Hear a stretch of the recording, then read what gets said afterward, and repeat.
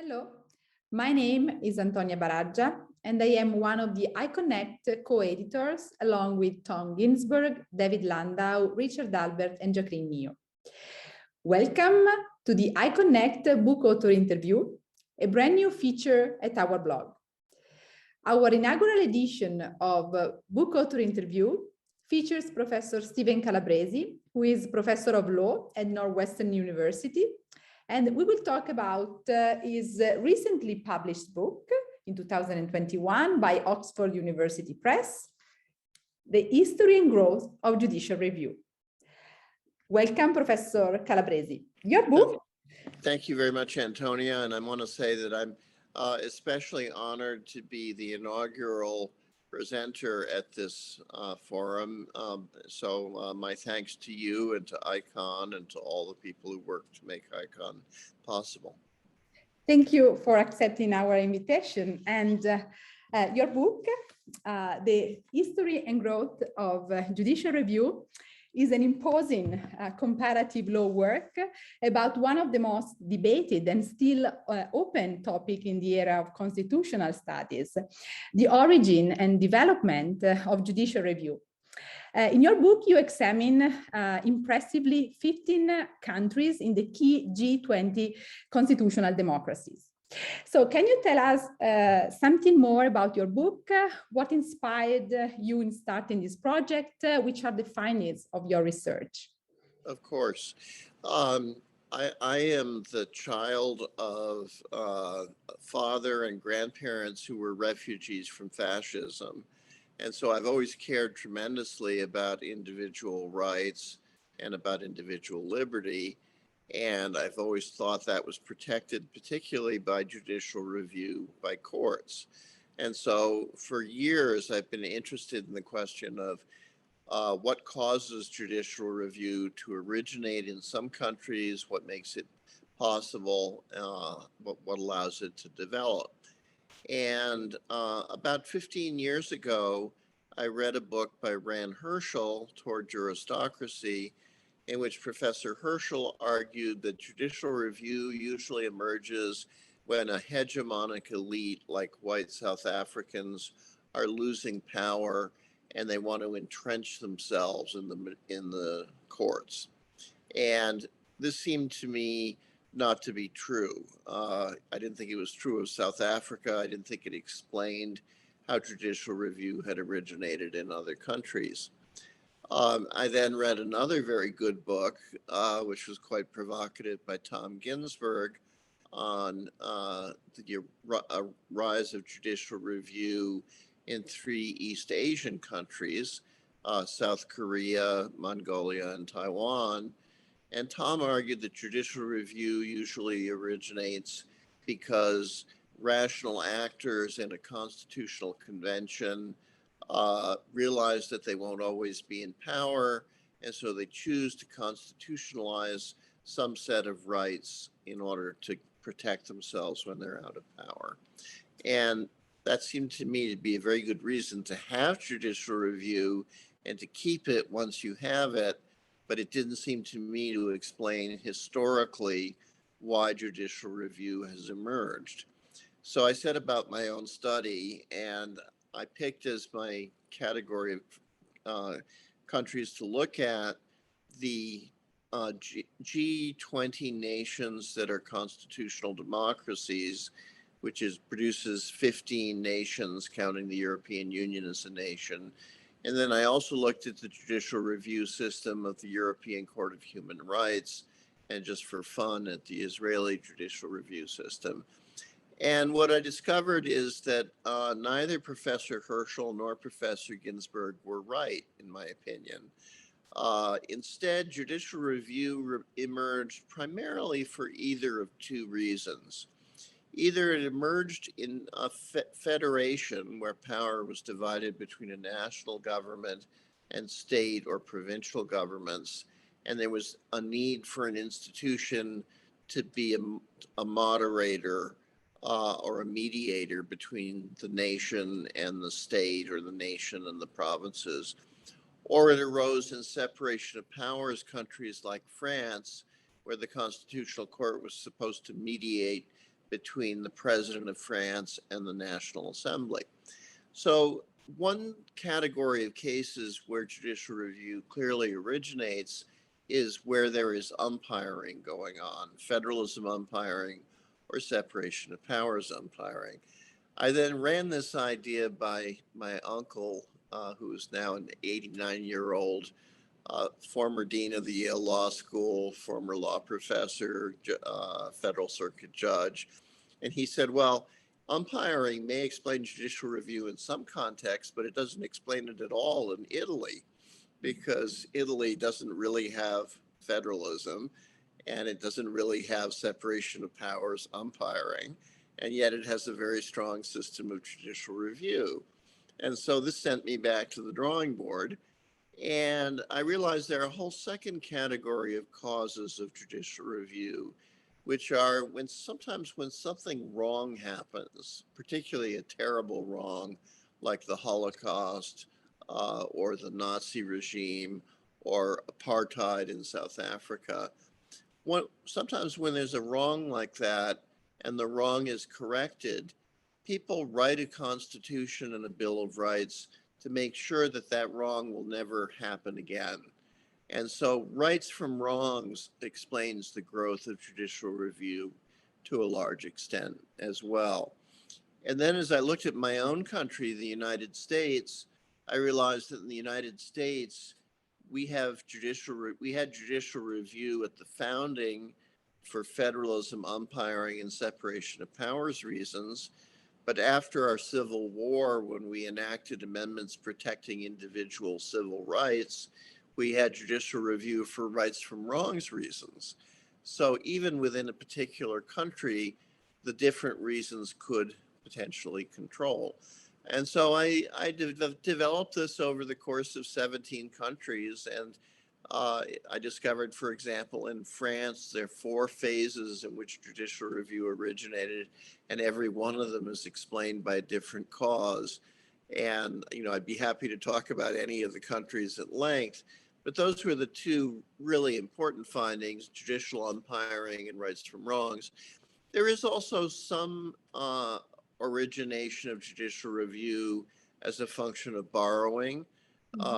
Clearly, countries like that it became democracies since the late 1980s, South Korea, Brazil, Mexico, Indonesia, have borrowed judicial review because it's a popular idea. I think judicial review also works better in a system like the Italian Constitution, where power is divided between 2 houses of the legislature, which are co-equal, between the government and the legislature. Power is divided in the court system among the Consiglio di Stato, the Corte di Cassazione, and the Constitutional Court. And I think all those divisions of power create political space in which courts can exercise judicial review.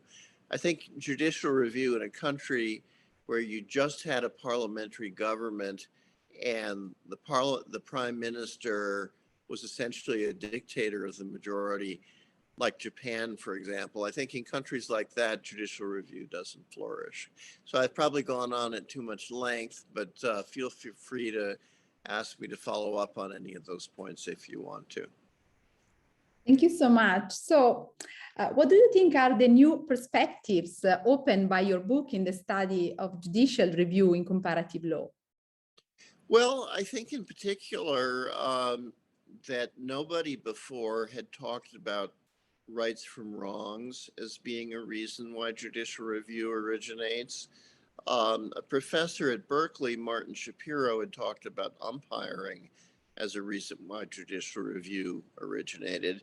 And I actually first read about the umpiring thesis in Mauro Cappelletti's 1977 treatise on comparative constitutional law. So Cappelletti was onto umpiring as a cause of judicial review. But the rights from wrongs argument, I think, is really quite novel. And one of the interesting things is that the wrongs that create judicial review don't have to necessarily be as terrible as the Holocaust or apartheid or American slavery to cause judicial review. More minor wrongs can cause judicial review too. And I would give two examples of that. The United Kingdom had a record in the 1980s and 1990s of embarrassingly losing cases before the European Court of Human Rights. And after a while, everybody in the UK felt somewhat as if their legal system wasn't quite up to snuff, because more often than not, the European Court of Human Rights would find that the UK had committed a violation. And in response to that, former Prime Minister Tony Benn introduced judicial review in the United Kingdom with the Human Rights Act of 1998. And what that act did was it said that the European Convention on Human Rights is binding law within England as if it were enacted by Parliament. And then it empowers English judges to do either of two things: to either purposively interpret English statutes so as to make them consistent with the European Convention on Human Rights, or if it was absolutely impossible to do that, to issue a declaration of incompatibility between British law and the European Convention, at which point the House of Commons was forced to immediately vote on whether to correct the incompatibility. And that in practice has really led to judicial review in the United Kingdom. There have only been 20 declarations of incompatibility, and the House of Commons has corrected 19 of the 20 of them. So that's the case where a minor wrong, embarrassment before the European Court of Human Rights, led to judicial review. In Canada, there were wrongs committed against French-speaking Canadians that were significant, and French-speaking Canadians felt like second-class citizens to some extent. They weren't grossly discriminated against in the way that Black Africans or Blacks in the United States were, or Jews in Germany during World War II, but the wrongs were sufficient to cause Prime Minister Pierre Elliott Trudeau, who was a French Canadian from Quebec, to get a Charter of Rights enacted for Canada and to bring judicial review to Canada. So I think that that's a novel contribution. I think another novel contribution is the notion that judicial review does better where power is divided among several actors: the two houses of the Italian legislature, the president of Italy, the prime minister of Italy, three different courts, multiple regions. Those are, in those circumstances, a court's voice is most likely to be heard. So that's a very long answer to a simple question. Thank you so much. And so, what were the difficulties you encountered in writing the book? The difficulties. Well, one difficulty was finding source material in English about the books. I know some French and some Italian, but even English, French, and Italian don't help you very much with Indonesia or South Korea or Japan. So I had to rely on translations, which are by definition secondary sources because a translation can be wrong. But I tried to look for multiple translations, make sure that they corroborated one another, find the best translations. So that was a challenge, and it was particularly a challenge with respect to some younger and newer democracies like Indonesia, Mexico, and South Korea, where less has been written about what's gone on. Frankly, I was able to do this because during the fall semesters since 2013, I've been a visiting professor in law at Yale Law School. And Yale Law School has among its graduate students Supreme Court clerks or Constitutional Court clerks from all over the world. And so I essentially found these clerks and learned from them what the constitutional law of their countries was. And that was a very valuable experience. So another thing that was a challenge was finding out the history of American judicial review. It turned out that during the colonial period from 1607 until American independence in 1776, it turned out that the English Privy Council repeatedly reviewed American colonial decisions and struck them down. So in a way, judicial review came naturally to the United States because our Supreme Court, as Mauro Cappelletti pointed out 40 years ago or 50 years ago, our Supreme Court just picked up where the Privy Council left off and reviewed state laws for compatibility with the federal Constitution. And in reading your book, there is a strong engagement with the theories on judicial review developed by other prominent scholars you mentioned at the beginning. And you seem to engage really in a dialogue with them. And Yes. Also in the acknowledgements, you refer to several important scholars who inspired you in your career. So Yes. I was wondering how important is for you this human factor in doing your research? For me as an academic, the human factor is critically important. I am a very social person. I really like to talk to people. I really enjoy exchange of ideas. One of the people I dedicated my book to was the great Yale political scientist and sociologist Juan Linz. And I actually had him in a graduate school seminar when I was an undergraduate in Yale College in 1976. And his seminar was on the crisis and breakdown of democracy in Weimar Germany. And it was a tremendous seminar because there were only 3 students in the seminar and the other 2 never spoke. So the seminar became a conversation between me and Professor Lenz. And that was an introduction to judicial review. And then I was also very much inspired by Professor Mirjan Damashka at Yale and by Professor Bruce Ackerman, especially at Yale, who strongly impressed on me the importance of comparativism. I must say, I think comparativism comes to me somewhat naturally because being half Italian and half American, I've always been interested in how other countries do things, and I've always wanted to see other perspectives on things. So, I think that's very, very natural. In engaging with other scholars like Tom Ginsburg and Bruce Ackerman and Ren Herschel, these are all people I know and they're people I like. I consider them all friends.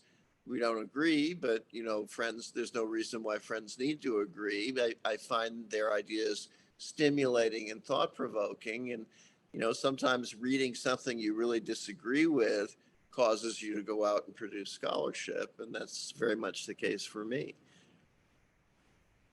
And what suggestion would you give to a younger scholar writing a book in comparative law?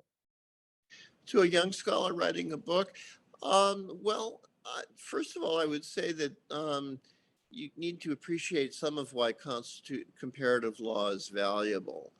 And I think it's valuable for many reasons, which is why it goes back to the ancient Greeks.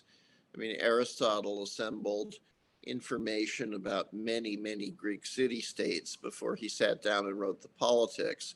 So comparative law is as old a discipline as philosophy and, has an impeccable pedigree. I mean, one of the best books written about the United States is Alexis de Tocqueville's Democracy in America, which is a work in comparative law.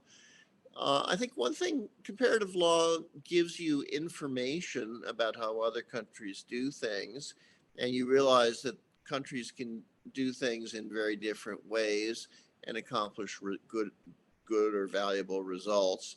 You can, from comparative scholarship, get ideas about reforms that might be needed or reforms that might be valuable. I think at some level you can only appreciate your own country once you get completely outside it and look at it as outsiders do. So I like to say that I think that men and women never really appreciated the Earth until we saw photographs of it from space floating as a blue globe in a black sea. And So what I would say to a young scholar who wants to do a comparative project is to identify something in domestic law that they're very interested in, and then go out and look at how other countries address that issue. And you have to be careful about what other countries you look at, because you want to compare countries that are roughly comparable to one another. I think you run into difficulty if you compare countries of radically different population or radically different wealth or radically different territorial size. I picked the 15 democracies among the G20 nations because President Obama invented the G20 nation concept. It wasn't my idea. And so I figured no one could accuse me of cherry picking if I looked at the democracies in the G20 nations. So I would encourage a young scholar interested in writing about an idea to think about other countries that really are relevant and that might be appropriate items for comparison to their own country. But you know, I would say that sometimes there can be differences that can be bridged. My book is published in 2 volumes, as you know, one on common law countries and one on civil law countries. And in fact, it turns out that both the common law and the civil law countries are remarkably similar in their story about how they originated judicial review. So, you know, you can compare things that are somewhat different. You just don't want to compare things that are utterly different. So here it comes my last question. So Okay. what is your next project? My next project is very exciting, and I'm working on it right now. I am putting together a second edition of my comparative constitutional law casebook, which covers the same 15 of the G20 countries that are democracies as are covered in my Oxford Press book. And in this casebook, I have a chapter on freedom of expression, a chapter on freedom of religion, a chapter on protection of private property, a chapter on welfare benefits. And in each chapter, I'll try to look at the 15 different countries and produce excerpts of cases decided by constitutional courts or Supreme Courts that are relevant to that chapter. And this is so much fun because I get to dig into case law and find out about all sorts of interesting cases that I didn't know about. I published the first edition of my casebook in 2016, and 5 years later, it seems as if it was written in June of 1914, because my casebook was very optimistic about international cooperation, liberal democracy, and all of that in 2016. And then after that, we got Donald Trump and Brexit and the impeachment of the presidents of Brazil and South Korea and the rise of strongmen to power in various different countries. And so the world today looks very different from the sunny world of 2016. And so I think it's important to update the casebook to take that into account. I will take that into account, but I remain an internationalist committed to judicial review and human rights and the democratic project. And I think the democracies are turning the corner on this bad period of time that we've had in the past number of years. So I'm hoping that this casebook, which will be called the G20 Democracies Comparative Constitutional Law, will be something that people can teach out of, not only in the United States, but hopefully in other countries as well, to learn something about how other countries handle constitutional law.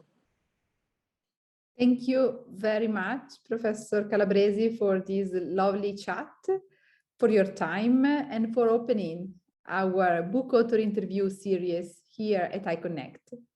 Thank you very, very much. Thank you very much, Antonia, and thanks to ICON as well. I'm very, very grateful. Bye.